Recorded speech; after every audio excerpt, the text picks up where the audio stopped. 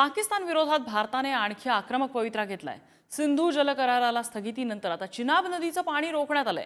पंतप्रधानांनी हवाई दल प्रमुखांची सुद्धा भेट घेतलेली आहे आणि पाकवर युद्धाची सज्जता पूर्ण झाल्याचं एक प्रकारे हे सांगणंच आहे। दुसरीकडे रशियातल्या पाकिस्तानी राजदूतानं भारतावर अणुहल्ल्याची वल्गना केली आहे। बघूया आज दिवसभरात नेमकं काय काय घडलंय। पहलगामचा हल्ला, भारत घेणार बदला, पाकिस्तान सोबत व्यापार, पाणी रोखलं, बेजार पाकिस्तान गुडघ्यावर येणार। पहलगाम दहशतवादी हल्ल्यानंतर भारत पाक मधले उर्वरित संबंधही संपुष्टात आलेत। त्या पार्श्वभूमीवर भारतानं पाकची चहूबाजूनं कोंडी करण्याचं ठरवलंय। भारतातून येणाऱ्या नद्यांच्या पाण्यावर 70% पाकिस्तान पोचला जातोय। मात्र भारतानं सिंधू पाणी जल करार रद्द केलाय। यानंतर चिनाब नदीचं पाणी रोखण्यात आलंय। रामबनच्या बागलिहार धरणानं चिनाब रोखलं, तर तिकडे किशनगंगा धरणातून आता झेलम नदीही रोखण्याची सरकारची योजना आहे। दुसरीकडे पंतप्रधानांनी तिन्ही सैन्य दलाच्या प्रतिनिधींसोबत बैठकांचं सत्र सुरू ठेवलंय।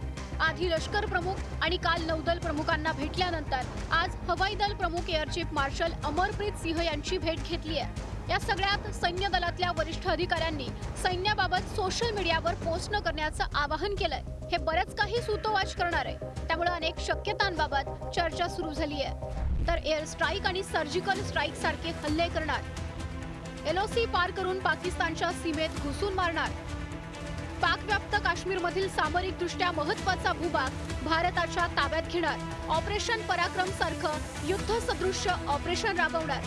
या सर्व शक्यतांवर देशभर चर्चा सुरू असताना पंजाबच्या अमृतसर पोलिसांनी रविवारी 2 हेरांना अटक केली आहे। लष्करी छावण्या आणि हवाई दलाच्या तळांची माहिती आणि छायाचित्रे ते देशाबाहेर पाठवत होते। दोघेही पाकिस्तानच्या ISIचे हस्तक आहेत। तिकडे पाकच्या अधिकाऱ्यांकडून दरपोक्ती अजूनही थांबली नाहीये। यावेळी पाकिस्तानचे रशियातील राजदूत मोहम्मद खालिद जमाली यांनी भारताला अणुहल्ल्याची धमकी दिली आहे।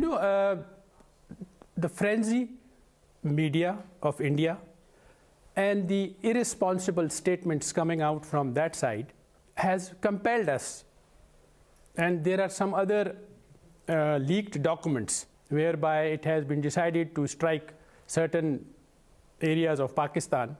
So that makes us to feel that this is going to happen and it's imminent. And as I said, knowing Pakistani nation, the armed forces of Pakistan, supported by people of Pakistan, we are going to respond this time and respond with full spectrum of power. अणुबॉम्ब हे एक धमक्या देण्याचं शस्त्र आहे। त्याचं म्हणजे खरोखर उपयोग कोणीही करू शकत नाही आणि त्यांनी जर हलवायला सुरुवात केली त्याची अणुबॉम्ब, तर लगेचच सगळं जग अलर्ट होईल आणि त्यांच्याविरुद्ध कारवाई करायला सुरुवात करेल।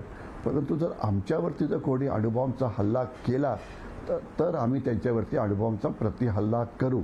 त्याला सेकंड स्ट्राईक असं म्हटलं जातं। त्याच्यामुळे जर अणुबॉम्बचा हल्ला झाला तर पाकिस्तानचं अस्तित्व या जगातून नष्ट होईल। एकीकडे या सर्व घडामोडी घडत असताना पाकिस्ताननं सलग 10व्या दिवशी सीमेवर शस्त्रसंधीचं उल्लंघन केलंय।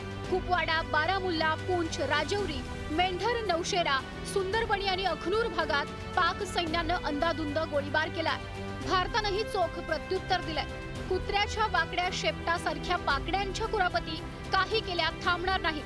त्यामुळे लवकरात लवकर पाकला त्यांची जागा दाखवणं गरजेचं झालंय। ब्युरो रिपोर्ट, पुढारी न्यूज।